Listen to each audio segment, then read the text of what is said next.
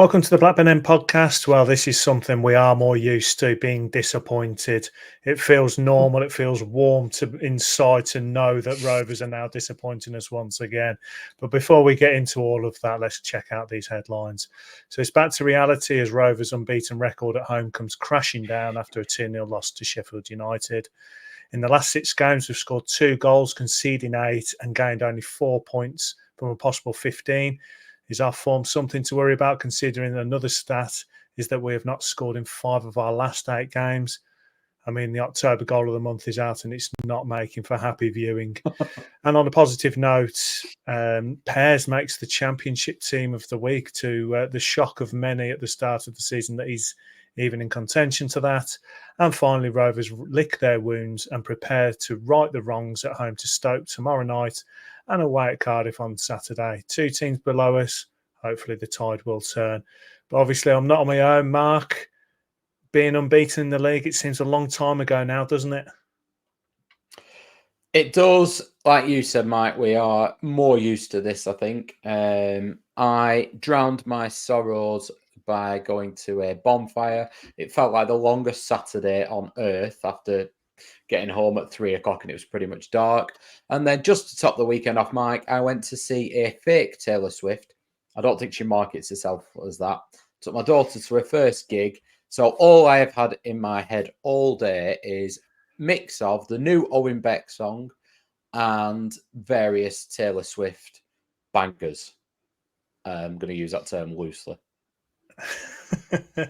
That's the thing. My daughter is into Taylor Swift, and when she is, I just close the door, and I just can't stand it. I have to come away from it. I mean, it's a bit too much for me, especially when Rovers are disappointing me at the moment. I'm not in that good frame of mind to listen to things like that. No, I'll be honest, Mike. In every sense of the word, it was a tough gig. It was a Sunday. There was a lot of screaming going on.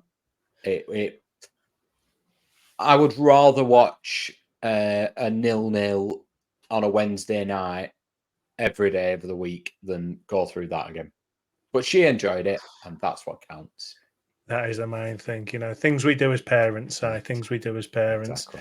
So let's get on to the not so good stuff, and that is reviewing Rovers. It's all come to a crashing end. 2-0 loss at Sheffield United. Before we start, I have sorted out the match audio this week. We have got it, so let's just listen. So, well, mate, back to reality. Yeah, I mean, they're just the better side, aren't they? We've said that our team isn't big enough, they're not strong enough, they're not fast enough. And when you're not like that, you've got to play smart football. You've got to keep it tight at the back. You've got to make sure that when we go forward, we're not being wasteful. Let the ball do the work. Sometimes it was going forward and it was head down, and then it's turn around and pass it back, so that kills the counter-attacks.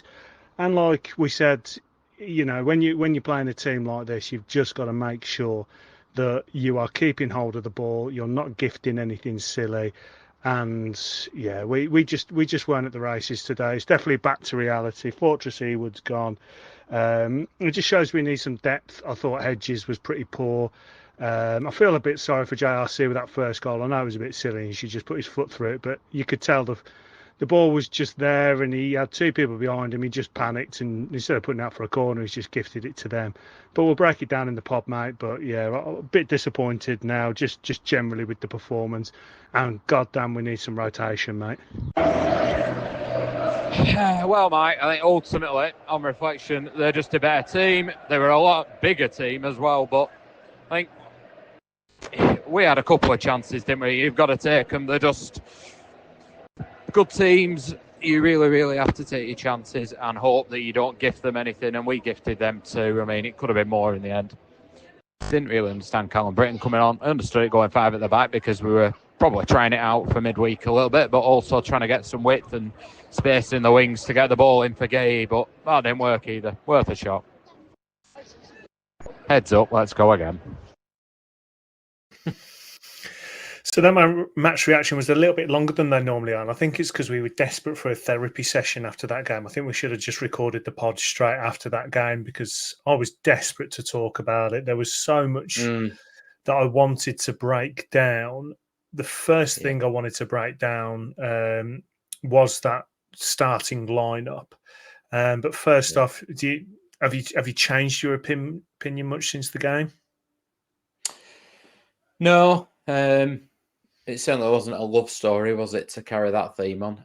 You can hear the Sheffield United fans in the background, and I wasn't too disappointed with our performance in some senses. As it was a strange feeling coming away from the ground. I kind of thought, yeah, they're the better team. And I'm just left again with this feeling of it's a lack of quality that's costing us, really. Yes, there's moments defensively and attacking wise that you have to not make errors and you have to capitalize on your opportunities against better teams. And if not, you get punished. So, yeah, we could have won that 1-0 and snatched the game. But ultimately, I think this is something that we've seen coming for a while, and it's that lack of quality. And it's just biting us on the rear at the minute.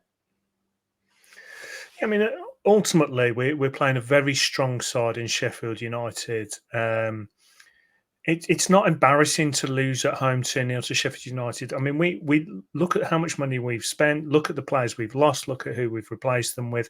You know, it's still a little bit experimental with some of the players that we've had, and we've spoken over the weeks about how the players we've got are quite risky. We have to take we have to make risky signings, and you know, try and make what do they say? Make chicken salad out of chicken. You know what? And that's what we're trying to do. And to be in the position we are now, where we thought that we would just be in the doldrums of the league, I didn't come away embarrassed.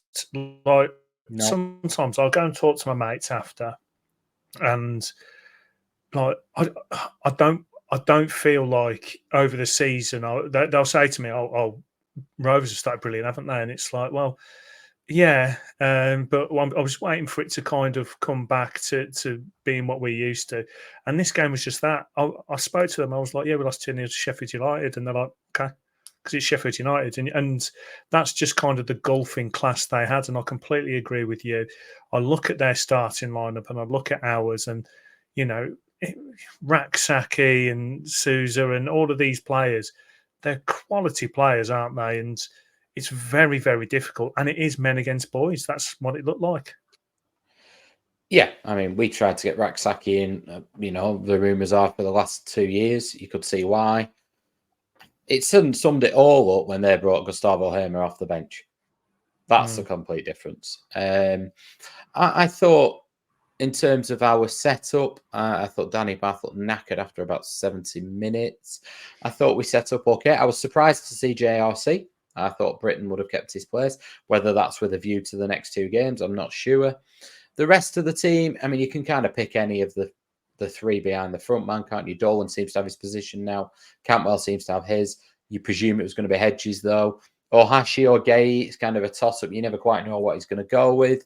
I think he probably went with the right one, and I thought Ohashi looked really sharp early on. But ultimately, it just comes back to that lack of quality for me. I think the setup, a lot of people were having a whinge about the way that we were passing it around at the back. I know we'll come on to that. We'll talk in that in a bit more detail because I went to John Eustace's Q&A and he was asked directly about that. And I went to the pre-element of that where he gave some more insight into it. We also had fans talking then when we went to 5 at the back. Now, the bits here, Mike, that I didn't get bringing Callum Britton on at right back and putting JRC on the right wing. I understand JRC is probably one of the few, if the only player we've got fit right now, that will run beyond the front men. Absolutely fine. But Callum Britton just going in at right back, I didn't really understand, and he cost us a goal within a couple of minutes. Not his fault. He's fresh to the game. Fine. I understood the 5 at the back, though. I don't know where you were at with it, but there was a lot of people who were just looking at it simplistically and going, we've got 2 left backs on the pitch. We're losing. That's it. Protect the lead. Now, from my point of view, we were getting ripped apart, and it was only going to be 3 or 4 at that point. But I actually don't think he did it from a defensive perspective. I actually thought what he looked to try and do was get Britton and Beck as high and wide as possible and look to try and get the ball to them quickly and get crosses in for Gay. I thought that was quite obviously what he was trying to do. And having Pickering in probably his best position for me at that left-hand side allows him to cover there. And he put Hyam deliberately over to the right, not Bath, because he's then got the legs to cover on that side. So I understood that. And I thought, do you know what? Worth a shot. And actually, Can Danny Bath play 3 games in a week? Probably not. So he's going to have to look at something, because you can't go 4-4, well, not 4-4-2, but 4 at the back then for the next 2 games, because we've no other centre halves unless you stick in Pickering or something there. Yeah, it definitely seemed like damage limitation. I think we had moments throughout the game where we looked decent and we looked like we was actually going to put up a bit of a fight. We'll get to the first goal in just a second. But generally, yeah, we had the ball. We had it in dangerous areas. We had chances to make chances, so to speak, which another point I wanted to make was sometimes because we've got quite a slow team, and sometimes I think we try and overcomplicate things because we're trying to play smart football, because when you're not physical, you haven't got necessarily the size, speed and strength to cope. You need to play smart football, and that's when we start to overcomplicate things, and that's when I get frustrated. Yeah, because you're going to start making those errors. If you overcomplicate it, that's when you make those errors. So normally you've got someone that has a bit of pace, has a bit of something about them, and you can easily get the ball out of danger, let them attack and go that way. And we couldn't do that. So it did seem like once again we are overplaying it and we're overcomplicating it, and it just wasn't working. But basically because of the quality that we was playing against. But I was quite. When it went 2-0, I was done. I was mentally done with the game. I thought, do you know what, just blow the whistle now. I'll take the 2-0 loss. Let's lick our wounds and move on. And I think that's exactly what Eustace did. I think it was a bit of a plan B stroke C as well. Like you say, just try and get the ball across to Gay and give him something to attack. But it definitely felt like, let's just strengthen it, because I completely agree. Danny Batt just looked very slow. I mean, come on, Keith Moore. I've got a bit of a football crush on Keith Moore, because I think that he's just your quintessential championship striker. Yeah, the size of the quality that he's got. I would absolutely love him to be at Rovers. I really would. And when you've got Hyam, that's not actually the biggest, and then you've got Danny Batt against him. I mean, geez, it was going to be a rough time for him, and it proved to be. Yeah, I think ultimately I came away from the game very similar to you in that sense of, I'm not surprised that happened. I think everything we could have talked about that would happen happened. I thought, like you said, they were so much bigger than us. I mean, set pieces when they were lining up, we had Travis. I think he was marking Kiefer Moore. It was just scary, the size difference. We were knocking the ball up to Ohashi, and he was bringing it on his chest, and then Dolan would drop in behind it, laid off. And you're looking around, and you've got Hedges a couple of feet away, but you've nobody making those runs because nobody's capable of running in behind. So then it became quite stilted. I thought early on, Ohashi did really well for the first 15, 20. He was making those runs, and then Sheffield United sussed him out, and they just used their physicality to bully him out of the game. And on the opposite end of it, they were just a bit bigger and stronger and quicker, and they have more know-how. Let's be honest, they're not a pretty football team. They're a very good championship team. They were what I would say are the typical team that will always do really well in the championship, will go up and struggle, because you won't get away with some of those dark arts in the Premier League, or actually just being a bit too dirty and chucking yourself on the floor a bit too much. You can't quite get away with it the same. You've got to have a bit more quality than they have. But for us, it was one of the first times this season that I did feel it was a bit men against boys, and we just looked physically not able to match them. And that's not a surprise to us. So I kind of came away and went, I don't think there's anything else we could have done there. I didn't feel let down by any of the players. Didn't think they weren't trying. I just thought, they're bigger, they're stronger, and they're better than us. So of course they're very tired. Yeah, I mean, when you're coming up against a team like that and you're tired, I mean, there's not been much rotation. We've spoken about that, especially with the midfield too, and defensively to an extent, there hasn't been much rotation, especially now that Carter's basically out for months or whatever it is. So we've got a situation now where we need rotation because everyone looks so tired, and this has been the worrying. I think we spoke about. I think you made a point that you've got to rotate before people are tired. If you If you wait till people are absolutely drained, it's going to take them longer to recover. If you wait till they're at a certain level, rest them, then they recover quicker and they're ready to be all guns blazing. And that's always been my worry. Hedges, I thought, had a pretty poor game. I think he's had a few games where he hasn't actually, well, he's been not what I would expect from him. I mean, everyone knows I'm a fan of him, but not when he's playing like this. But we've said he is one of those players that can't play every single game. I mean, has he completed 90 minutes yet? And he's just someone that he needs a break.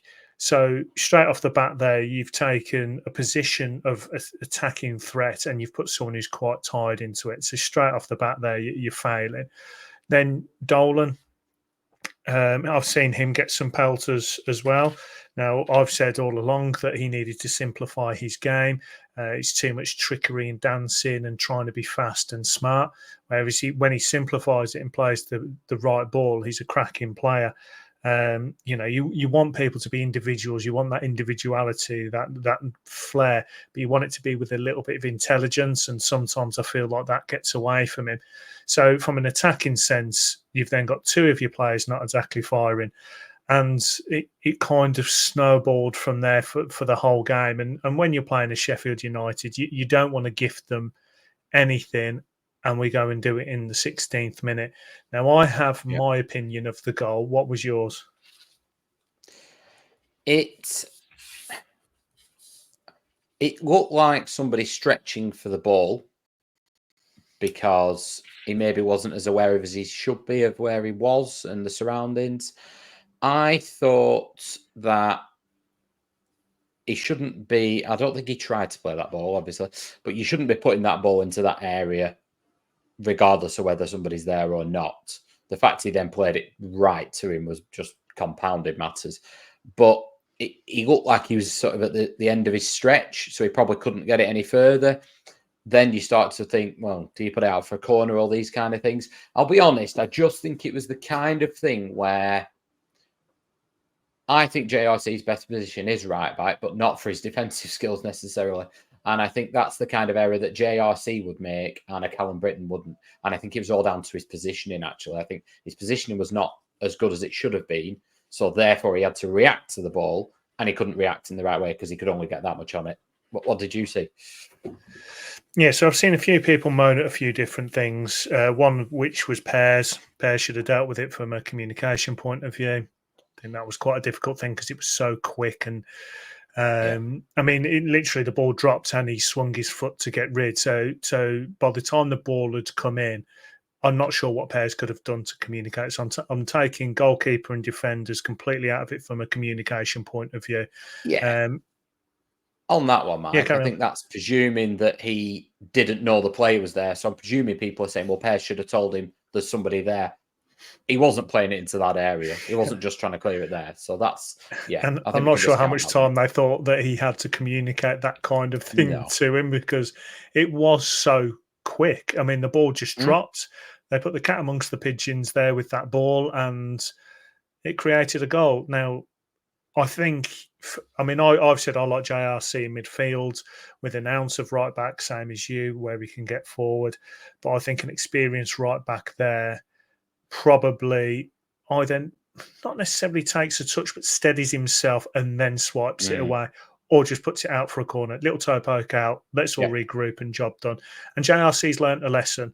I put on Twitter, and I got a couple of pelters for it, saying before people have a go at JRC and give him pelters, it was a very instinctive, quick thing for him to do. Yes, it was an error. Errors happen. But yeah, I think it was just so unlucky that there was a winger right there and it was played right to him. Anywhere like a metre either side and the winger's got to take a touch or steady himself, that's different. But it was a perfect pass to the lad. And I think an experienced right back probably just steadies himself and puts some lift on the ball or puts it out for a corner. But I felt a bit sorry for JRC because of how that ball dropped. Two players behind you. You know that Sheffield United have that quality. You know you haven't got time to take a touch. and then before he knows it, there's a third player involved, and he's just passed it straight to him. And that I'll be honest, for me, that was game over. I just had this gut feeling right in my stomach that if Sheffield United get a goal first, we're done. And do you think we actually reacted well to it? No, I think the players felt the same as you. I think everybody did, if I'm being honest. We had a little bit of a rally spell, didn't we? But there was no real belief behind it. And I think we've said, haven't we, this season, that we've been really pleased with the way the players, they sort of got that never say die, and they can keep going to the 90th minute. But that is going to slip away a little bit when you're playing such a good team, when your whole thing will be about keeping it tight, but also when we're not scoring. So now we've got to get 2 to win the game. I think that's the main thing. You know that final third, we're not doing the best against some not great teams. So when you're coming up against one of the best teams, you just, the writing's on the wall, like you say, isn't it? Yeah, you pretty much know in your own head. You might not be saying it out loud, but Dom Hyam and Ainsley Pears know that we need a clean sheet here. And that must be a horrible place to be at for a defender. Because let's be honest, the work there and the shift they still put in to get where we got to in the game, and to be in the game even, as it was a massive shift. I thought Pears had a decent game. I thought Dom Hyam had his best game I've seen him have for a long, long time. I thought Bath did okay, but tired.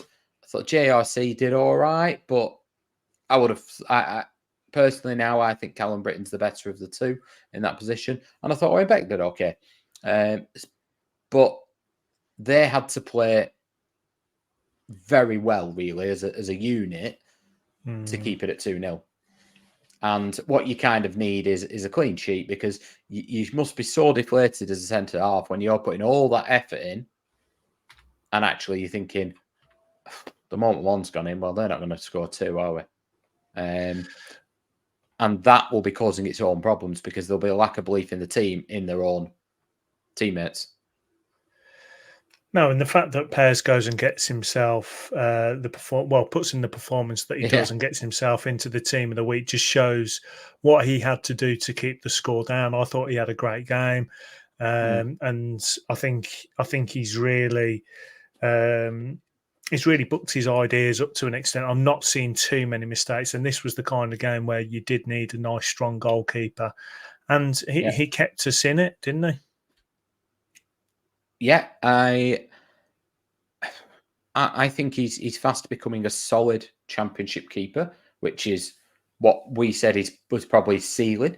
So then you start looking at him, and if he keeps that up for a period of time, maybe we have to reevaluate, because he's still only young by keepers' standards. But I do think that you've got to remember that Ainsley Pears, it's not just about what he's doing himself. He's facing a lot less shots. I mean, there was a graphic that was doing the rounds on X the other day where it said, Ainsley Pears is one of the highest keepers in terms of, least conceded, but actually he's also facing the least XG, or in old money, the shots he's facing are not of a high quality and not of a high quantity, because of the work that the rest of the team are doing. And that work was done tirelessly. Now, I got people's frustrations around, change it up. Stop just passing it around the back. Knock it long. Stop being so defensive. You've brought 2 left backs on. But it really isn't that simple. I do genuinely think if we'd have opened the game up, it would have been 4 or 5. It wouldn't have given us more chances. I really don't think it would. I am as concerned about everybody else that Eustace may well be too negative at times. But I didn't feel that watching this. I didn't feel this was a case of, come on, get out your shell, go for it. I didn't feel like that's what was missing from the game. I thought it was pace and quality in the final third, not that we weren't committing to it. And potentially we weren't committing as much as we would because of that lack of quality. It's interesting. We're talking about that back four and goalkeeper, and these were positions where we had positions of concern. We was concerned about depth at left back, depth at centre back, quality as well, right back. I don't think was quite as much of a concern at the start of the season, but definitely goalkeeper. And actually, there's times this season where they, the way that they have played, the way that we've controlled it, and we've talked about it in previous pods about playing it out from the back, how it's different now under Eustace, and it's been quite good. I mean, there's some interesting comments. I'll put a tweet out about Pears because he was getting so many pelters, and I just basically said, what are people's thoughts on Pears this season going forward? And California Rovers said happy with him, but I wouldn't mind seeing Toth. Matt Shaw, he's having a good season. I'd like him to dominate his box a bit more, but he's not the port of concern for me. Probably playing the best he ever has for the club. Completely agree on that one. Yeah. Gareth Moores, he's done well and made it hard for JE to drop him, and I think that's the key thing. He's not making errors. Now, I don't want to jinx it, but last season there was errors. There was things he was physically doing wrong that you just knew that his time was up. And I think he's sorted a lot out. Colin Wally done well this season, in fairness. So I think we've got that back unit. I think we're relatively happy about in this game. We go into the second half, and that second goal comes. Now, there was an interesting thing I saw, and it highlighted to me a little bit of the age and the speed or lack of our defence. So when they start to break, Danny Batts has his body positioned like the ball was going to be played down the wing, and then it actually gets played inside, and he's got to turn himself, and then he's in sixes and sevens. They come through, they get a goal, and to be fair, Hyam gets bodied as well, but that's by more. I think anyone would get bodied by more. But what was interesting when I saw Danny Batt position his body as he did, because of his, I don't want to say because of his age, but because he's not as mobile as other centre backs, he's having to position himself far too early in the move, and then he kind of took himself out of the play a little bit. And it could be me being a little bit harsh, but I just felt like if you haven't got the speed, you haven't got the agility, you can't react to things. And there was two moments in that play where I just felt like because of their age and their speed, they'd set themselves up far too early for the play, and then they couldn't react. And then when the ball was played inside, they had to change everything. That was it. I mean, people were moaning that Pears put it back into danger. That's a silly one. He just got himself in the way, and the guys, obviously reacted and got a good goal. But did you see much error in that second goal from a Rovers point of view? Yeah, I thought there was, if I'm being really harsh, I thought there was probably 3 errors from Britain. Thought positionally he was wrong. He lost the duel. He committed when he shouldn't have done, and then his positioning to come back, he then defended the wrong area. But he was fresh to the game. It was less than 3 minutes from him walking on the pitch, and they were at top speed. So I think it was avoidable, but you're going to make some errors like that in a game. And we just got punished. And you don't normally get punished like that in the Championship, if we're being honest. I think my concern is we've got Danny Bath and Dom Hyam, and that's it for 2 months. So that's a problem. Because he doesn't look like McFadden's going to get any play. No, he's got to sort it out because, I mean, the only way McFadden's going to play is if we play 3 and he literally sits, but then we're going really deep. But he's going to have to figure something out because he can't carry on the way he is playing. Danny Bath's not going to make 3 games in a week, so we need a solution to that. And what the answer is, I'm not sure. Could you play Pickering as centre half in a 2? He has before. I personally think he makes a really good left centre half, Pickering, and we've got the players that can play wing back. That's not an issue. So I do think we're potentially going to have to go down that road because that gives you a little. Well, I hope we've got someone of size in the under 23s coming through that can come in and play men's football, because we're going to need some depth coming through from them. He doesn't like using them, does he? Very much in the mould of Mowbray, where he was sending Scott Wharton out, wasn't he, on loan until he was 25. He was sending Hayden Carter time and time again, to the point where Carter was getting frustrated because he was looking at a permanent move, because he went to Portsmouth and got glowing reviews, and he came back and he was going to send him out again. We've sent quite a lot of hours out on loan. I mean, Pat Gamble's gone out. He was the one in and around the squad last year. He's not, from just personally speaking now, when I've seen the under-21s, I never thought he would be the one that would be the best of the crop, if you like. But he was probably the most ready. He played away at Harrogate in the Cup. He's gone on loan to Fylde for the season.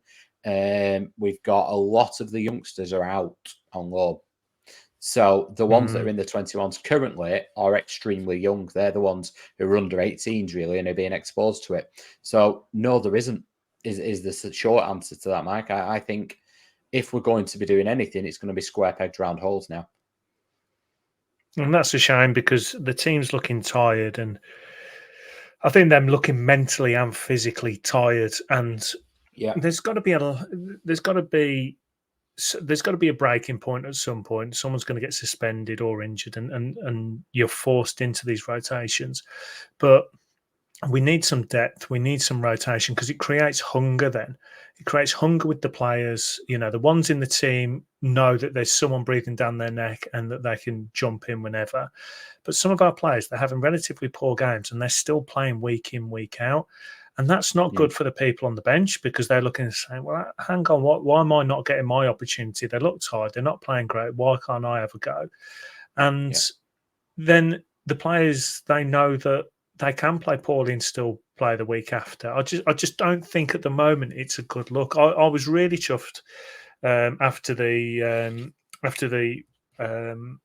transfer window and even after the summer, because I was looking at it thinking, do you know what, I've got a little bit of depth now. If we rotate in the right places and do the right things, we're going to get some opportunities. And I saw a little bit, but then as time's gone on, I'm like, well, actually, no, the rotation isn't coming as much as I thought it would.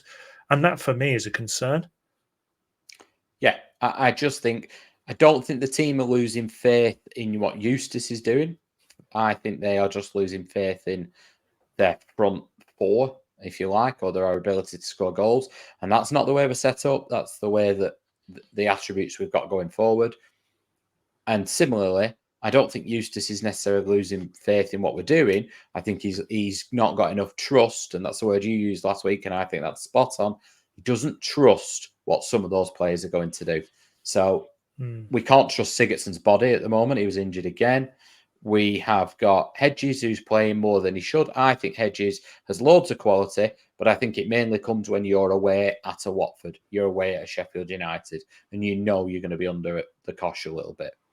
I think it is a difficult one when you've got Hedges and Cantwell out wide because they're not the quickest.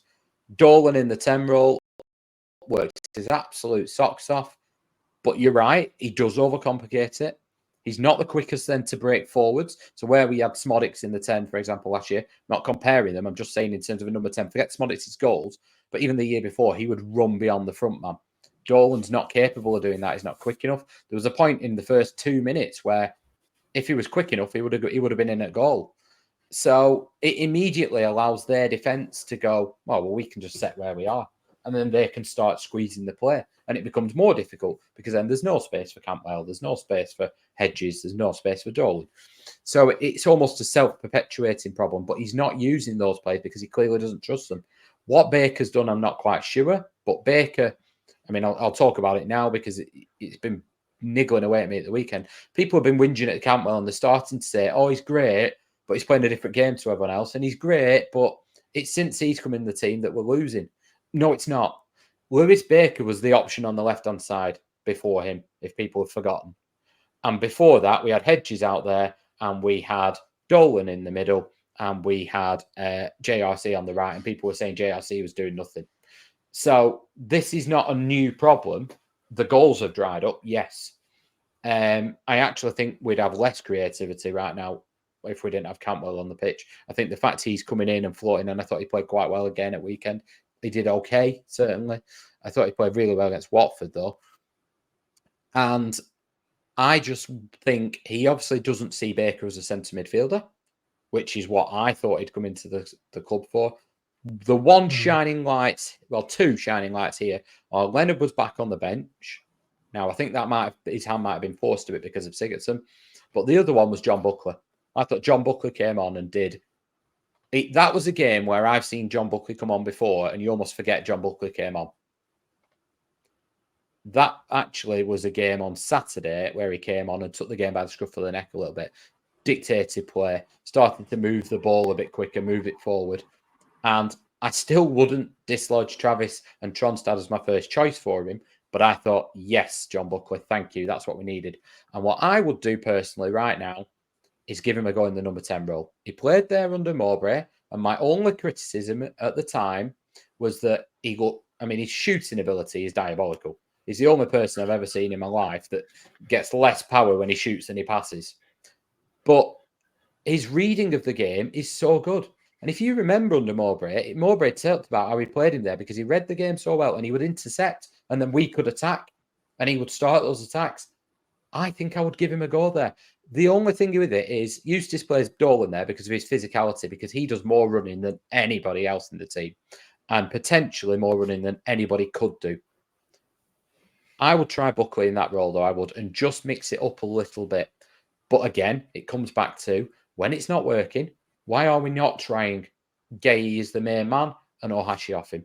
You've got to start to mix it up. I think he's doing the right setup in most ways, and I understand why he's doing Dolan's role as he is.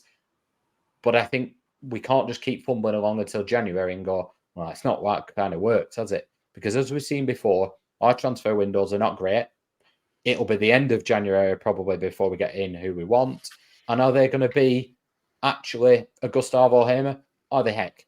So they're not going to be this be-all and end-all. Cozy Dewberry is now out for another 2 or 3 weeks, they're saying. So we've got to mix it up with what we've got. It's no good just plugging away. That's what then you start to get in the realms of what Thomason did then, where you start to say, well, we'll just keep plugging away because we're thinking it's the best of what we can do.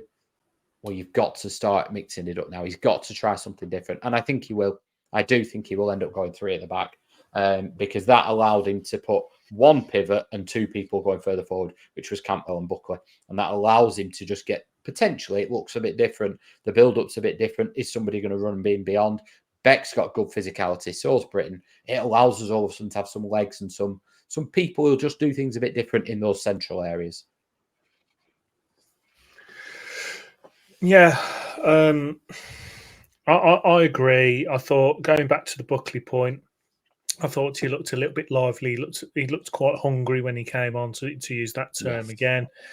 I thought Gay coming on was a worry when he may have been close to a sending off. It was between a yellow and a red. There's a couple of angles I've seen, and I'm not sure whether I'm ready to say whether it was one or the other, but it was definitely a grey area between yellow and red. There's definitely rotation needed. There's something needs to change. I'd like to see Baker in centre mid because I just want to see someone take a long shot. It seems like we're just constantly trying to play the ball into the box but not cross it. It's like we just want to score a tap in every single time, and sometimes you do need to just give it some welly and have a dip. And Baker's someone that can potentially do that. I mean, Christ, back in the day, I think we had Per Franson. Do you remember Per Franson? He used to hit them long for fun. Lars Bohinen, and that's even before you 2 guys and so on, and Morten Gans Pedersens that just love to get the ball out of their feet and take a shot. And I just want to see that. I want to see us mix things up. And the players that we've got now don't necessarily do it. I've never seen Campbell really, really do that. So there's no one on this team that I feel like would just mix it up and do that. But one person I did want to bring up was Gay. So he's starting to get pelters now. Interestingly, I watched something on Netflix the other day. It was to do with the Philadelphia Phillies baseball team. And there was a player called Trey Turner, and they signed him for loads of money, and he just started playing poorly, and the fans just got on his back. And there was someone that put on TikTok and said, like, let's give him a standing ovation, let's support him. And this thing went viral, and they did, and he ended up having one of the best seasons he ever had, something like that. And I feel like Gay now needs support. He needs to know that everyone's behind him and everyone's supporting him, from the team to the fans, that just everything he does, you can tell he's built off emotion. So if he does something well, you can tell he's got that big smile on his face. But when he does something poorly, you can see he's breaking a little bit. We spoke about that video. And he's someone that I just feel like we now need to support him, because there's something there I'm not ready to give up on. I gave up on Sam Gallagher, but I think most people did. But there's something with Gay that makes me feel like that he's someone that we need to play into, like we said. But there's something there. I just feel like it's going to click, and he's going to be the energy that we need. Can you see something with Gay, or do you think he's just going to? He's going to be Ohashi number one, and Gay is just going to be the guy coming off the bench now and again. There's lots of frustrations about Gay, but I think we're playing him wrong. I will die on this hill. If you're going to sign Max Gay, it's clear what his strengths are, and it's clear what you need to work on with him. And if you keep playing to the things he's not great at, his confidence is going to get eroded. For me, you don't need to be the best crosser of the ball. You chip it into an area. He's big and strong enough and ugly enough, and he'll chuck himself in, and he will win headers. And that's how you will get the best out of him. Float them into an area, just like we did with Gusted. And it's the same for me. It's not rocket science. But just on that, I was a little worried going into the weekend about if Gay played or he didn't, or he came off the bench. Because obviously all over social media, Matt Targay is almost becoming a meme now. It wasn't like that in the stadium. They sang his name when he warmed up. They cheered him when he came on. Now, the game was a little bit done by then, so that impacted. But around him alone, I was actually really, really pleased with all the other supporters, because there could have been that, oh God, here he goes. And there wasn't at all. They cheered him and they sang his name when he warmed up. I was really, really pleased, because I thought, please don't be giving it, the Chris Brown always coming on, and it's, oh God, here we go. Which you could hear audibly at the time with Chris Brown. And they've not done that yet. So if he stays off social media and we start to play him right, he'll have some success and we'll be all right. Fortunately, he can't read English, so as long as his translator button's not working, we're okay. I'll tell you what, if I was a professional, I would not be on social media, or there's some horrible people on there. But taking to social media now, obviously Rovers put out their full-time tweet, and just looking at some of the fans' comment, James Marsh put, I'm not asked if we get outplayed, but we were awful. 0 shots on target home should be a bleep crime. Tommy's put, most comfortable win Sheffield United will have all season. Offered nothing, no pressure, no momentum, no attacking threat. It seems to be people just saying disappointing. Eustace committing crimes by starting Hedges and Dolan again, have to drop them.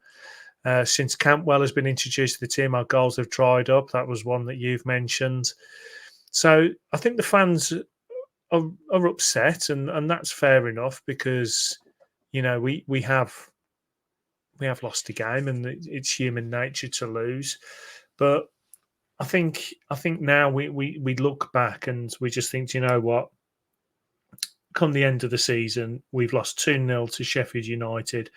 It isn't a crime, to do that. And yes, the performance wasn't exactly there.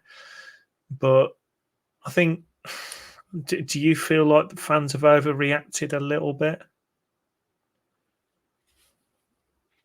I probably not to the game in isolation. I think the concern is that this is not something we didn't see coming, is it? This is something that we think it was almost a game that summed up where we are as a team. And you can't have a pop at the way that their effort levels, but we're getting a bit concerned now, because actually, is this the truth we're seeing? Is it the truth of our team right now? Is this our level? And I don't mean getting beaten by Sheffield United, because as much as I don't want to say it, and I'm not all right with getting beat by Sheffield United, but there's no way we should be beating Sheffield United, in terms of performance, in terms of money, in terms of wages, all that kind of rubbish. They'll be back in the Premier League next year, and then they'll come back down. But they will. And yeah, nobody wants that reality. I don't want that reality. I turned up on Saturday wanting us to beat them, but I don't think the fans are reacting to that specific 90 minutes necessarily. I think the problem is that we just watched 90 minutes of, actually, that's where we are. And it felt like it slapped us in the face, didn't it? Of there's all our problems, and that's a harsh reality of where we are. Whereas we had a little bit of a time earlier on in the season where we were kind of going, oh, is this where we're at actually? I still think in the context of a season, like you said, Mike, it's 2-0 to Sheffield United. They're going to probably get promoted. We're probably going to finish mid-table. But equally, they didn't tear us apart, did they? And we didn't crumble. We could have crumbled at 2-0. We really could have crumbled at 2-0.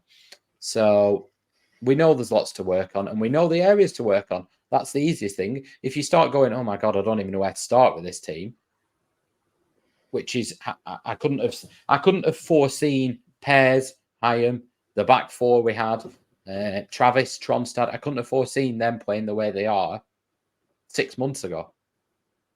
So from that perspective, I'm comfortable. I just think there's a lot of work to do, and some of that will come. It has to come with other people in the building, because I don't think we've got the facilities for it in the building right now. No, definitely not. But we put the 3-word review tweet out there. Have you got any favourites? We did. Yeah, we had Aaron and Chris both said toothless, slow, and concerning. They were commas, so it wasn't 4 words. They weren't cheating. Very, very poor from Gestino. Time for a change from Bradley Sturton. And he's put in brackets, system, not manager. And Philip Davis was men versus boys. Kind of agree, but I think my winning one for the weekend, Mike, and I think it's probably the name of the pod, was Ainsley G24 on Instagram. Blades too sharp. And certainly they were, mate. Yeah, it was a game to learn that we learnt a lot, but it's a game we move on from. And tomorrow, now we go to Stoke at home. It's a midweek game. We are very hit and miss with the midweek games. There's a big thing now to do with the atmosphere at Ewood. A lot of people saying that the atmosphere's gone, attendance are going down, and things like that. I mean, this thing triggers me because it's like it's just happening to Blackburn. The atmosphere about we're the only club that seems to be having dwindling attendance, and that it's silent. I watch a lot of football matches, and you can't compare them to Champions League nights. When you're watching Champions League games, of course the atmosphere is going to be better.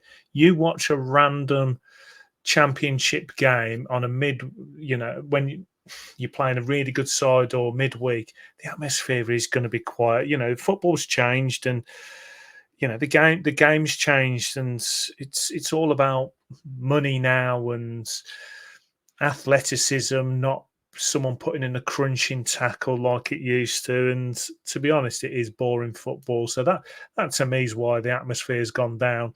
But do you expect the atmosphere to be better tomorrow going into Stoke? I actually thought the atmosphere was okay at weekend. I thought Sheffield United bringing 3,500 made it a bit lively. Rovers fans responded. Once they went 1-0 down, there was a bit of a dip in it, but I thought we were okay, considering we probably all felt like me and you just described, that when it went 1-0, well, that's it, done. I couldn't fault Rovers fans at the weekend, the ones that were there anyway. And it was a decent attendance. It was pretty much 17,000, so I know it's not massive, but they only brought 3,500. But we are floating at 13,500 home supporters, aren't we? And you can talk about pricing, but we are one of the cheaper ones in the Championship. Whether that means it's all right, probably not. It will remain forever a mystery to me how it works out about £15 a game, something like that, as a season ticket if you got the early bird.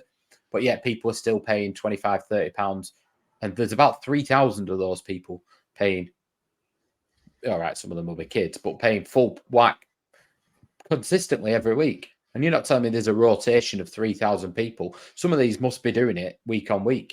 So, I know we've talked at the forum about, can people pay not just direct debit, but can it be a membership? I think there is there's things for that. There's reasons behind it. There's only one payday for this year's season tickets. There are reasons behind the attendances. The club are aware of some of them.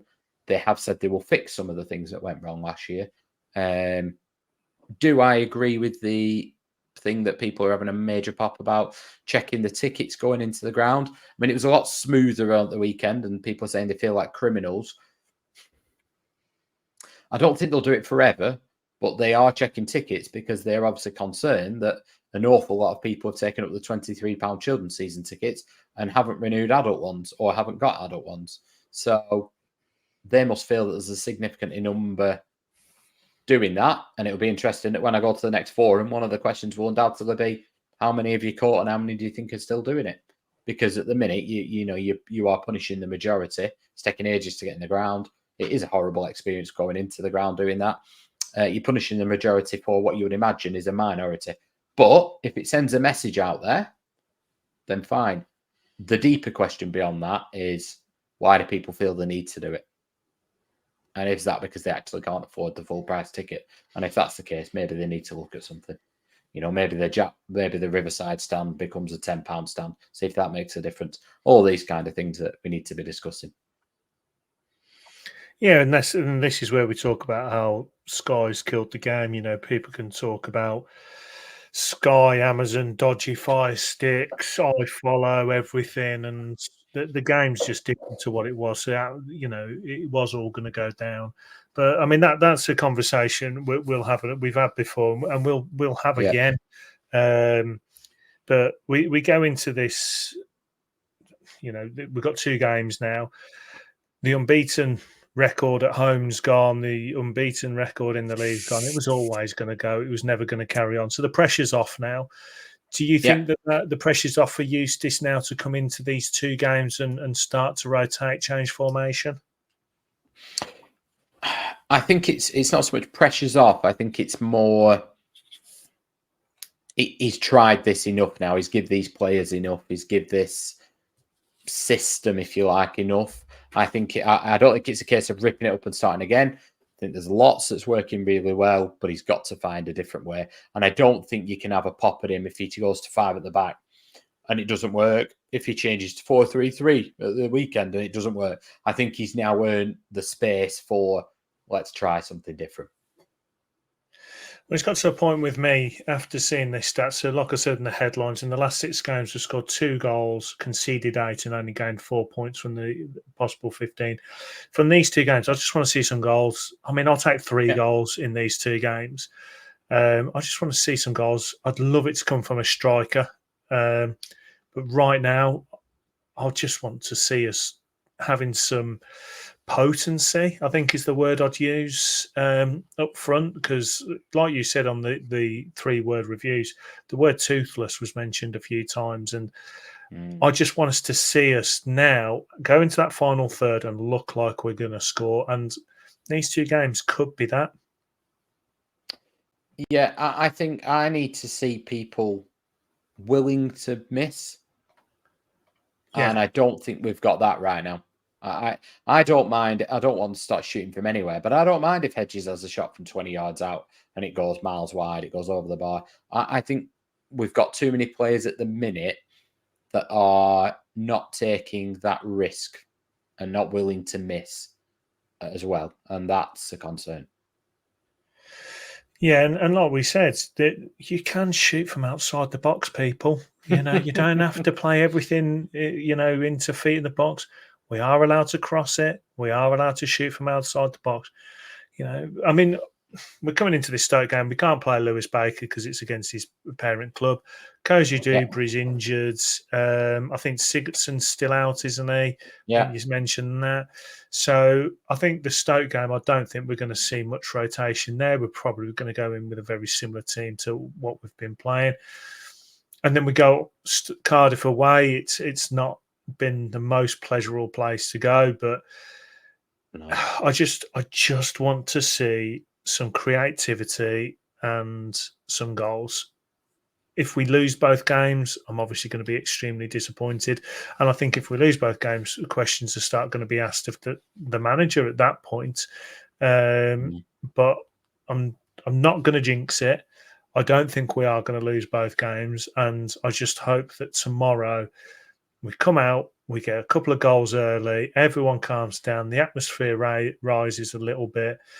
Matt Targay comes on and smacks it, a nice bullet header into the corner, and everyone loves him, and everything's rosy, ready for the Cardiff game. That's what I'm hoping for. Sold. I don't know what the odds will be on that.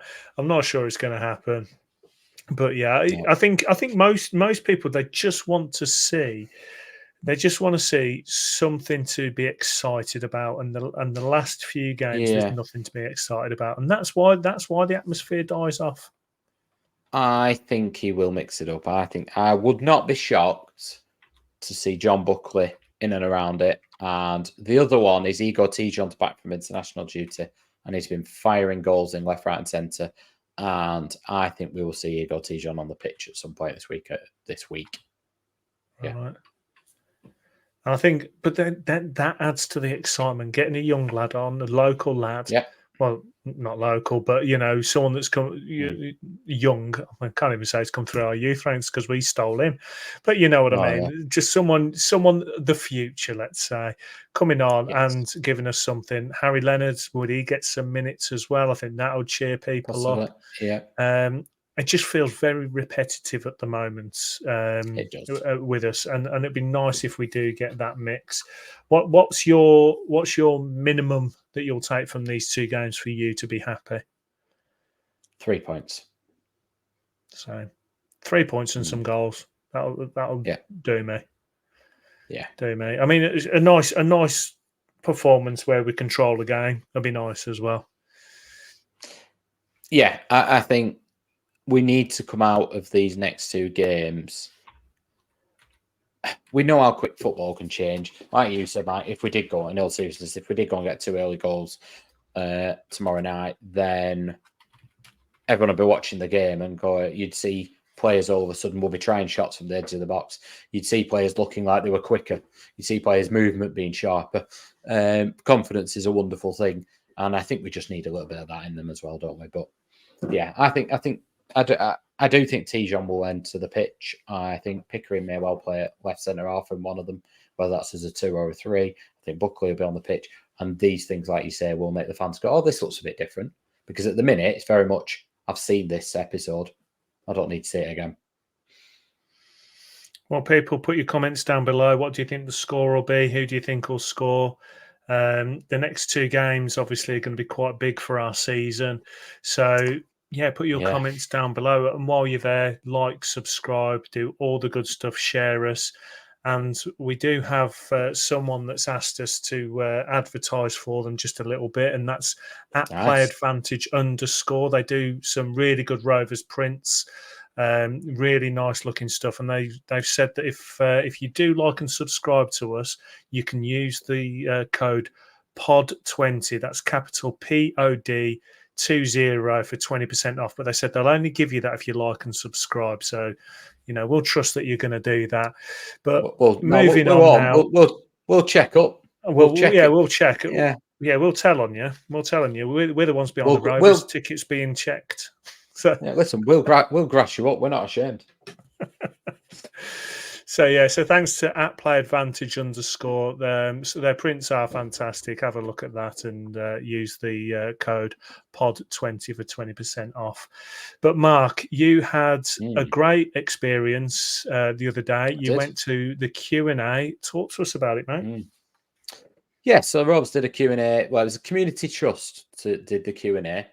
So the community trust were doing it to raise money for their projects. They're a charity that's separate to the club, but they obviously are affiliated in the sense that the club let them use their badge and the club do a lot of promotion for them. So in this case, Community Trust are running a prehab session for cancer patients. So if you're wanting to do cancer treatment, but for whatever reason, your body's not physically quite up to doing it because it's quite grueling cancer treatment, then they are doing a prehab program that's been heavily subscribed. And they do, they're not, we're not prehab in the sense of like you're doing before, midweek Rovers training ground. But this is, some really good work going on at the Community Trust doing prehab work, whereby they're getting people in a position that their bodies are physically capable then undergoing cancer treatment. So it's a wonderful cause and it's really local, and all the money went to that. Rovers gave it all. And fair play to John Eustace. He said, do you know what? I'll do a question and answer session. And he also did for a VIP section, which he paid extra money for. And it was my dad's birthday, so we paid for him. And as the local son, I got the opportunity to go with him. And it was a kind of a once-in-a-lifetime thing, really. What Eustace did was, and this has never been done by any manager at Rovers before, he gave you the chance to go through what the players go through directly before, and then after a game. And you kind of were in their shoes. So he showed us the exact footage and video capturing stuff that they used for the players before the Burnley game they used. So you went into the players' lounge, which is where the players meet before the game, and they do a short video basically reminding the players of how they're going to win the game, how he wants them to set up, and what they've been working on all week. And it showed a mixture of animations of how the players would press. It showed a mixture of other teams doing it really well, and then the players doing it in training.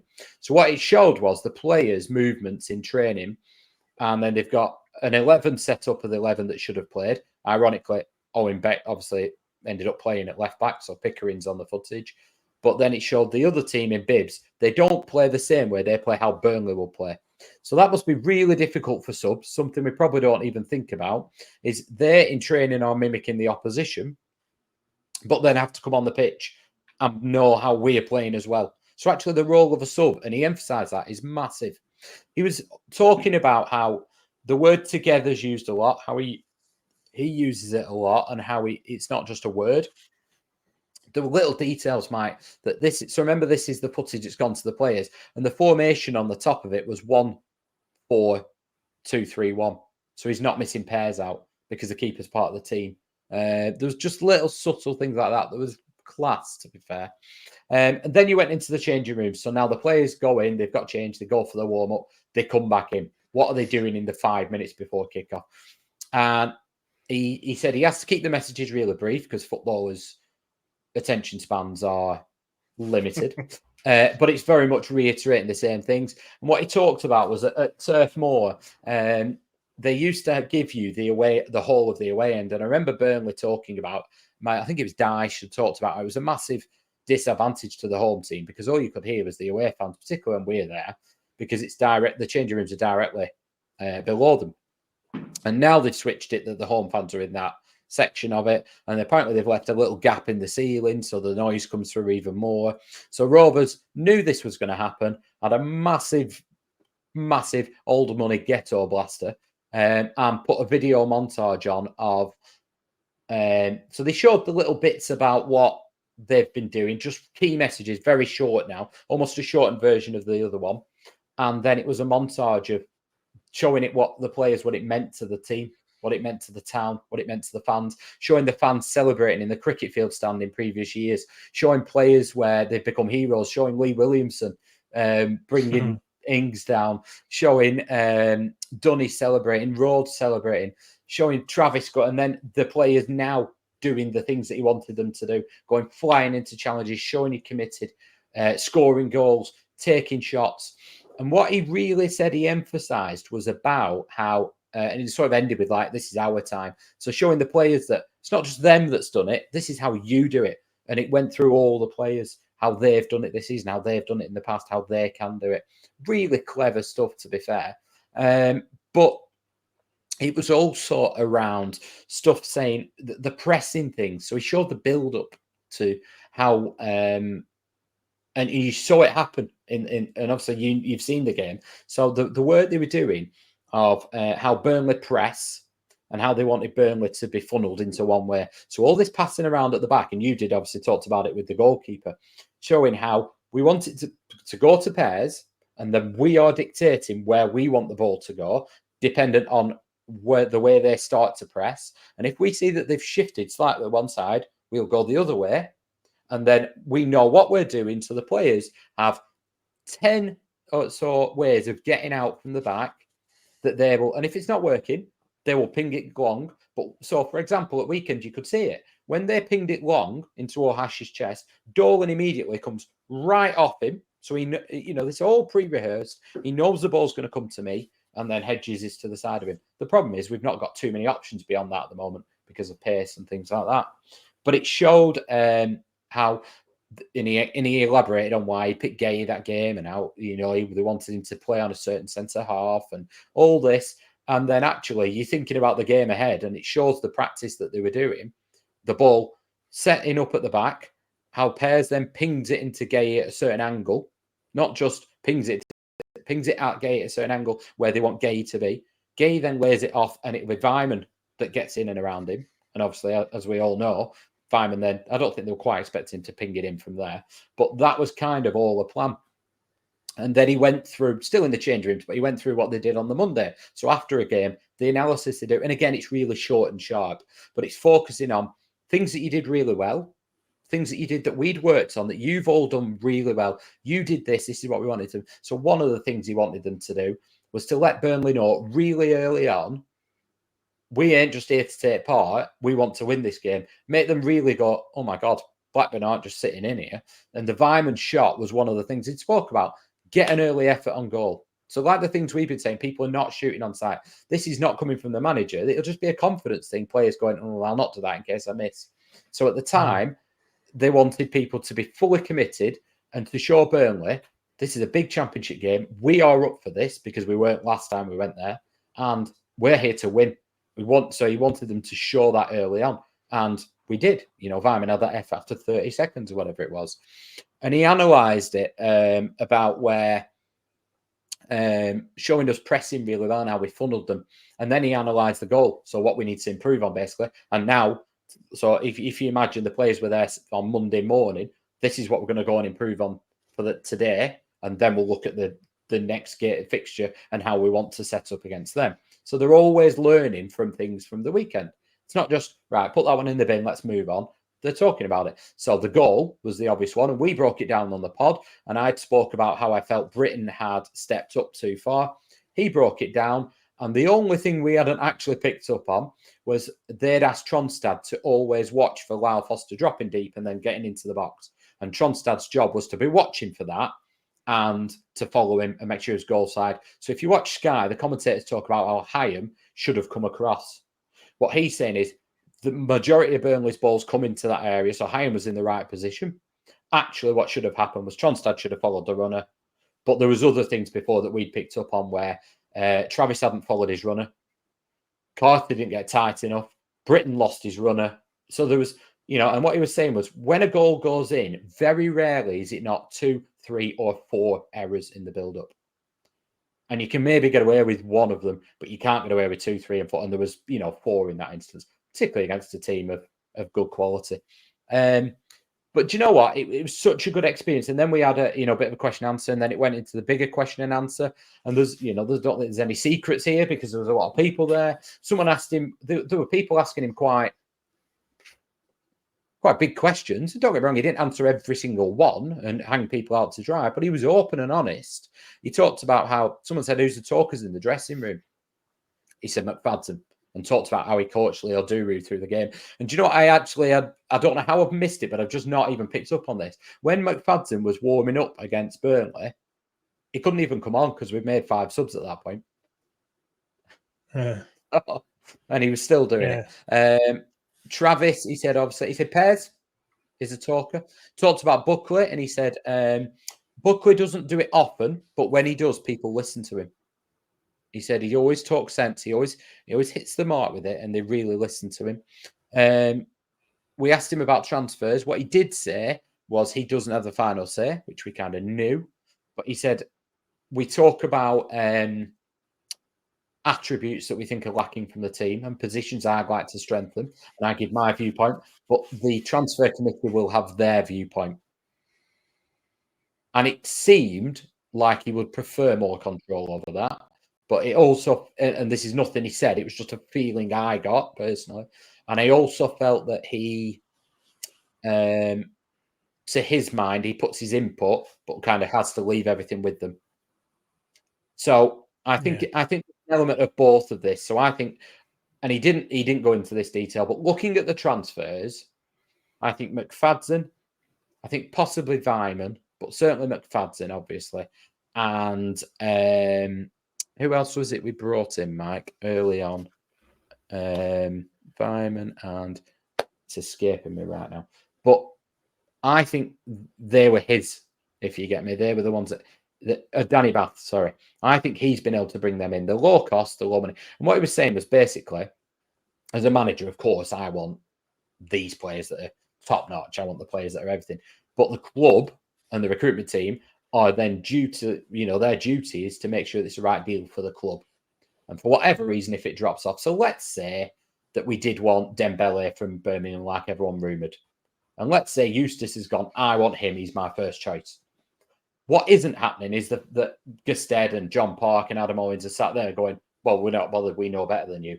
It's not that. What they're doing is going, right, well, these are the attributes. And Cozy Dewberry's not far off him.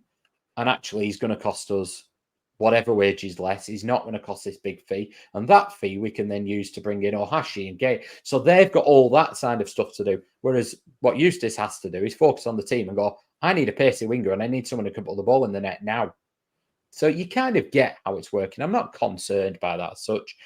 He was asked, hey, did anyone surprise you how good they were? Tronstad was his answer. He said, I don't think he gets enough praise. And I was like, whoa, John, listen to the Blackburn End podcast.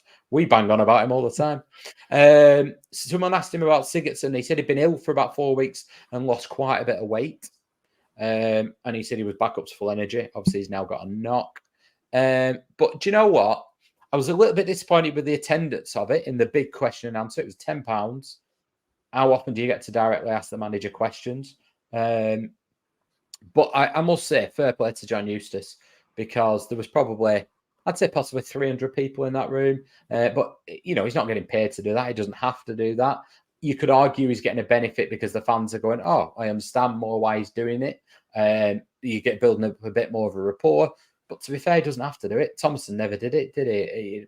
Gary Boyer came to a couple of the forums, to be fair to him. But you don't have to do things like that. And ultimately, it's raised over £3,000 for charity. So fair play to them. Yeah. But from a Rovers fan's point of view, what I would genuinely say, it was £50 for the ticket for the VIP, which I appreciate is not small change, but it was, it was a birthday present for my dad as well. So that's kind of how I went. And it's not something I wouldn't go and do that again necessarily, as much as I'd love to, but you couldn't justify doing it twice. But as sort of a one-off, if you like, it almost felt like a mascot experience for an adult. It was that kind of thing where you go, oh my God, I've just had a game day in the life of a player, which is something we all want, isn't it? Let's be honest. You felt like a fly on the wall for a little bit. And it's great for football nerds as well to actually see how the modern game's gone. It's not like it was when we were kids where it was all a rousing speech, and off you go. There's a lot that goes into it, and it's really interesting. And fair play to him, like you say, to put himself out there, because to go into these big rooms and talk about your job and how you're doing things and breaking stuff down, it's not easy to put yourself out there. But I think you're right. I think he is trying to get people on side, and I'm all for it. Absolutely. And what I think, if anyone takes anything away from it, what I can honestly say to them is nobody will be playing if they're not fully committed. But don't fool that for an old school mentality. The work that is done with those players, drilling them, and every single action is done with it for a reason. Yeah. You might not agree with it, but every single thing is done for a reason. It is not about people make errors like JRC. It happens because they're not perfect. They're human and they're playing in the championship. They're not perfect. But everything is done for a reason. They're not playing out from the back because they think it looks good. They're playing out from the back to draw a team on because actually they think, do you know what? We're not good enough or we're not quick enough to just knock it long and run after it. And there was people shouting at weekend, knock it long, stop prattling about with it. Well, what was going to happen if we knock it long? Have you seen the size of Suter? And even if you'd have put Gay on, it's just going to come bouncing straight back. So for us to try and have some level of control and try and, dictate. But again, it's actually an attacking thing. That's why we're doing that. And he said exactly what you'd said, Mike. These are professional footballers. We're not taking risks with it. We're not asking them to take risks. What we're asking them to do is to play, and then when you spot what they will do, because we know how they're going to press, that's your point to trigger it, and out you go. Because we haven't got a team of players who are man for man better than the opposition very often. So we've got to try and come up with a way of outsmarting them. And I love how it's validated things that we've spoken about over the last that helps. Few months. Yeah, it really does help. The thing is when we talk, and then they come and they say what we've said, it just makes you feel good, doesn't it? That we've actually we're talking like a professional manager here. It's brilliant, but exactly. No, it's a tongue-in-cheek comment, but yeah, I mean, it is nice that they do come out and they do tell you what these things, and it does help the fans, because he's probably hearing the fans groaning and thinking, well, do you know what? I want to explain myself. And interestingly, in America, a lot of their coaches, they go on to TV. Like, I mean, obviously they've only got 32 clubs or whatever in the NFL, but the head coaches will come out in the next 24, 48 hours after a game and explain some of their decisions, and it actually gets the fans on side then, because then the fans understand what the head coaches are thinking. And it's nice that Eustace has come out and actually said to these people, and you will pass on, we're passing it on now. This is why we're doing it, and we do it because stats and odds will tell us that if we play like this, chances are we will keep the ball and we'll get a chance, rather than doing it this way and losing the ball. So it's great that he's come out and done it. Absolutely, 100%. And someone asked him, I've just got here a couple of other notes. Someone asked about Cantwell. Why is he not in the 10? And he said Todd Cantwell's playing in the position he played 4 years for at Norwich. And at Rangers, he either played on the left or the right. He's never really played in the 10 role. It's not the position he enjoys playing. It's not a position he's used to. So he said, it's not something I'm ruling out, but actually, in our team right now, Dolan's job in the 10 is not your traditional Teddy Sheringham, Dennis Bergkamp, Zola number 10. What he's actually doing is more running, and I'm talking kilometres more running than anybody else, and actually the intensity of the runs. So depending on where they pass the ball, if they pass the ball from their centre half to their right back, he's got to get all the way over to press that right back. If it goes back to the centre half, he's got to press the centre half. If it goes back, whereas the other players are only doing half of that. If Fireman's on the right, he's only ever got to go to the right back and the centre half. He's not got to do the full length. And there's only Dolan, I think, with the aerobic capacity that could do that right now. So, yeah, fair play to him. Do I agree with it all? No, of course I don't. But that's what football makes football so wonderful. And that's why we brought him in and paid him the money. It's up to him. And if we're being honest, the season started better than we thought it would. Okay, it's petering out a little bit at the moment, but it's a small period of time. We've got time to judge him now, and hopefully, we come back. But I think he's proving that he's a good, solid manager for us. I just hope that. Yeah. We get some results now to back up some of the hard work that he's putting in. Yeah, 1,000,000%. I think we'll always be solid under him. I think, you'll hit par with him. Whether we can start to exceed par is a different thing. I'll tell you what, I'm going to put you on the spot here, Mark. I should have prepped you with this one. But what me and my dad on the way home were having a question about it. Because if you've got a traditional manager and he goes out and buys a player, let's say John Eustace was given, like it's Football Manager, he's given £2 million budget and he goes, right, I'm going to go and buy this player. And that player is not doing very well. My feeling with that is you're going to keep giving that player more chances, but you might actually overflog them because you're going, oh, I need this to come right. Does it give Eustace a bit more license and a bit more... I don't know. What I'm trying to say, Mark, is I don't know whether it's a good or a bad thing. So if somebody else is buying you the place, let's say you've now gone, you're John Eustace, and you've said, I need a striker that's a bit of a focal point. Let's talk about Gay. And then you get given Maktar Gay, but you've not picked him. Does that mean you're going to discard him quicker? Or does that mean that you are just not going to flog him when he's not right and you're willing to give him a bit more of a break and you don't feel the pressure? I think the game's changed so much now that managers don't really have that feeling of buying their own players anymore. And probably, I mean, Eustace, obviously, he was at Kiddie Harriers and may have done it there. I'm not sure what their setup was. So I think a lot of managers now, they're not used to that anyway. So I think, oh God,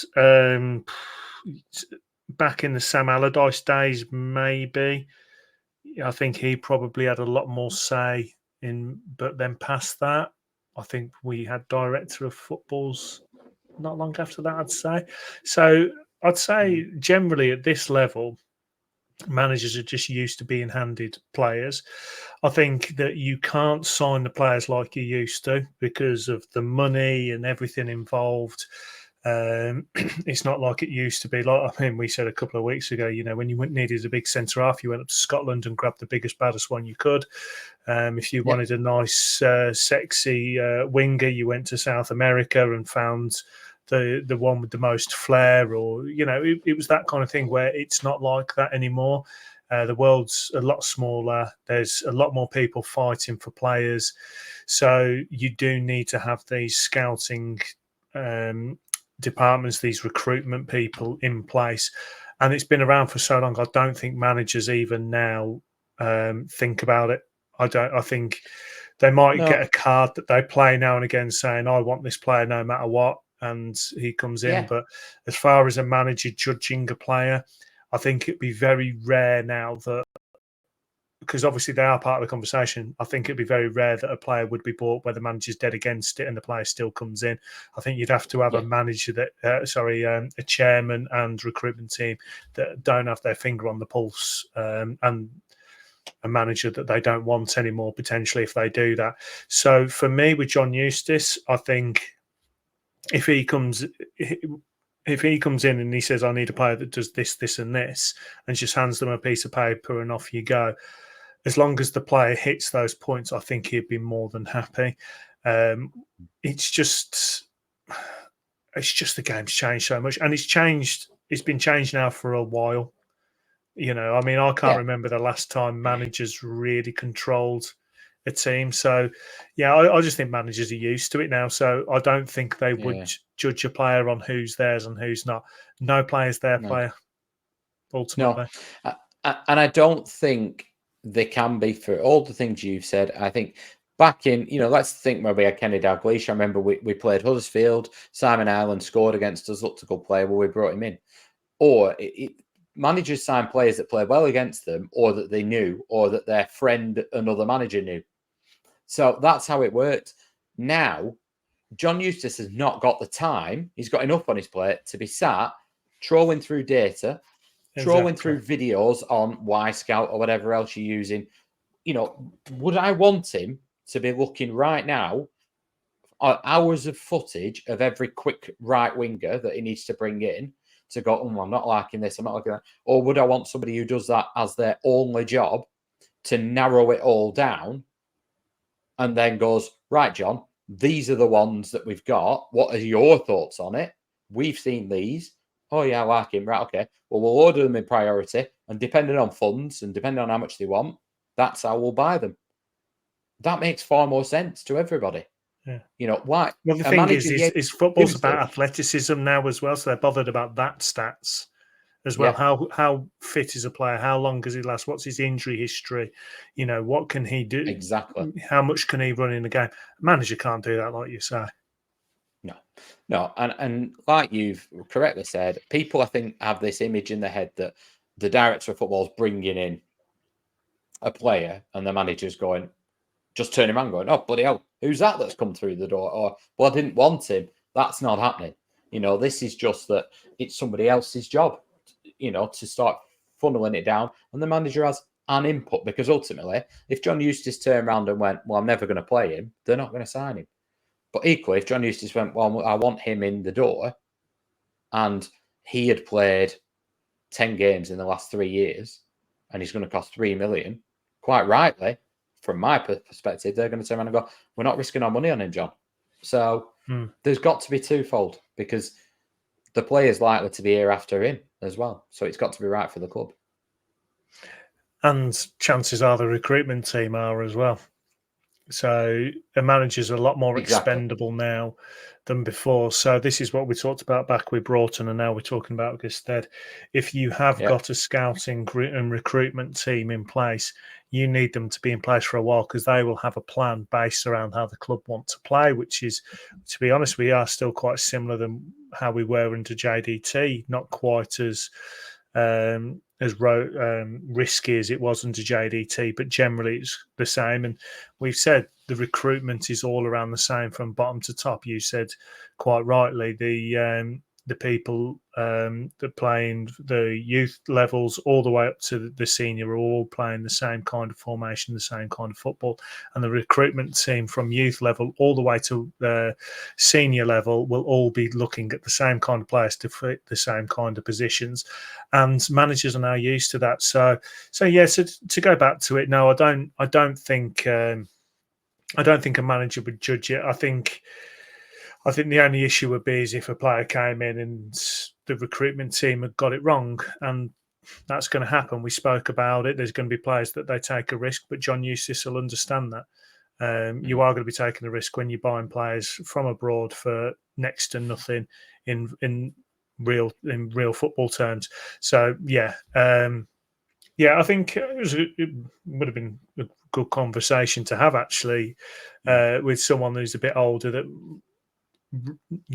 appreciates kind of your Clough era, even your Sir Alex, which is obviously coming into it is in our era as well, but they just ran the club from top to bottom. It's a business now, and you don't have one person running the whole thing. But no, cheers for sharing everything on that Q&A. You did get quite a lot of questions about it, and it's really good that you've shared that. We're up onto the 85th minute of the pod. We're close to injury time. We have got a few mailbag questions we want to put in. I'll be honest, and we do appreciate all the questions that people are being asked, but they are around the same kind of topic of the poor form. So Leston Page put, how do you guys see the next three matches with regards to the rest of the season? An interesting stat I saw, they were only 2 points better than this time last year. Is that worrying? Hence why I see the next three games are pretty pivotal. Now, the next three games, like we said, Stoke and Cardiff being two of them, I think these are quite important now, and they not necessarily define the whole season, but it defines our needs going into the window. What do you think? I agree. I understand why he's tagged the third. I know it's after the international break, but he's tagged Portsmouth at home. So massive game. Massive game. We've got to get 6 points from them, haven't we? And is it a concern, Leston, that we are similar points to last season? No, because I don't think we'll, and I am jinxing this, I don't think we'll drop like a stone under Eustace. I think worst case, he'll just go back to, right, well, we'll keep clean sheets and we'll get some draws until we've got the quality we need further up the pitch. I agree. And Ben even asks, Hedges and Dolan, three different managers with three different playing styles, yet we only get a good performance for them, one in every 12 games. Do you think that's harsh? I do think that's harsh. I think people underappreciate the job Dolan does for the team, because on the ball, he's not producing quite what we would like. Hedges, I mean, I'm just impressed Hedges is still playing as many games as he's played so far. I think, as I've said to you, I think for me, summarise Hedges, I think he's got loads of quality, but he's best employed out wide when we are under the cosh, or will be under the cosh against a team who are better than us, probably even just away from home. Dolan, I understand the job he's doing for the team. I don't think the number 10 role is his best. We've still not found that. But you've got to remember he's played an awful lot of football now, and he's still only nearly 23. He's still only 22. So, yeah, he's got to get more of an end product, though, hasn't he? He has. I'm not going to go over what I've said about Dolan. I did that at the start, and I agree with what you say. Hedges, he's someone that has his fitness issues, and he needs to really sort that. I think if we saw Hedges, the amount of time that he's actually fit enough to play a full 90 minutes, I think we'd be saying, oh, he needs to play more, he needs to play more, because he just looks so broken at times, or like he's close to breaking, that actually if we just played him now and again, like if he had 90 minutes once every two games, maybe something like that, or 3 games, I think we'd be seeing a very different Ryan Hedges. We just need some people back like Sigurdsson and hopefully Dolan gets a contract. I think that one was a bit harsh. Another one that was kind of a question, more of a comment. Chris Chris put, if we don't recruit a goal scorer in the centre half in January, we'll get relegated. We'll be in the bottom 6 by Christmas. Now, this was one of contention. I commented saying that I'm looking at the form table. We're still middle of the road, and there's a lot of teams below us. I'm not ready to talk about this kind of negativity. What about you? No, I mean, thanks for it, Chris. And it caused loads of discussion, which is great. And everyone's entitled to their opinion. I think you've got to be very glass half empty for that one. However, I will have a different opinion if we don't get enough points out the next 3 games, because we're playing teams that are the 18th and 19th, Cardiff and Stoke, and then Portsmouth are obviously right down there. So if you don't then get the results you need against those teams, it's a different conversation. As we stand today, no, I think lower mid-table would be the worst case scenario. Yeah, I think these next 3 games are going to be big, like Lestin said. If we can get some performances there, I'm not going to be concerned. I have faith that there's going to be bodies coming in January. I think that we're going to be plugging some holes and adding some depth. Whether they're going to be of quality to actually come straight into the first team, I don't know. But if we can get some players in January that are just bodies, similar kind of ability to your Danny Baths, I'm not asking for another Cantwell signing where we get excited. I just want some bodies. Yeah, So, and I think one of the things with that, sorry, Matt, is we've got players out on loan. So Mark Andy has been rumoured to come back. Would he impact the team? Maybe. But then you're looking further down, and people were saying, "Oh, we shouldn't be loaning out Jake Garrett. He's struggling to even get on the bench right now." And Conor O'Riordan the same. So Conor O'Riordan's the one that came to my mind to think, right, we've only got 4 centre halves, get him back. Because we've now only got 2 of them. Well, 3, I suppose, with McFadden. But if he's not getting a Cambridge team, you've then got to look at, well, he's certainly not ready for our team, is he? So we've got to look elsewhere. No, it's definitely something I think we need to talk about next week is the Lone Rovers. Because there is some interesting ones at the moment. So we'll talk about that next week. But we did have question of the week, Mark. You put out there, who broke your heart the most when they left? It caused a bit of conversation. Which ones were being mentioned? I mean, obviously, Alan Shearer was mentioned a lot. We had Jordan Rhodes got a few mentions. It's quite interesting. I think people have told us their age without telling us their age. So, yeah, I mean, we had quite a few for Danny Graham. In the nicest possible way, if Danny Graham's your biggest heartbreak as a Rovers fan, you've had a rough deal in terms of the teams you've seen. Shearer's been probably the main one. We've had a couple talking about managers like King Kenny, Friedel, Duff, Danny Curran, obviously, and I agree with this one. Danny Guthrie broke my heart. We've had the other ones that are around are people like Matt Jansen for different reasons and Bradley Dack for different reasons. But do you know what? I'm going to go with a lot of thought. If I had to pin one, I'm going to go Mark Hughes, and why I mean Mark Hughes, the manager and not the player, because that was one of the times, only one. With Duff, I kind of understood. Shearer, I was heartbroken as a kid. I was. And it was between them two, because Shearer came out, didn't he? He was pictured in the new kit in the Telegraph, which was the only way you found your news out them days. And I think the headline was, "I'm not going anywhere." And then he did, which is why he got booed. Now, after it comes out that Shearer said, well, I never actually said that.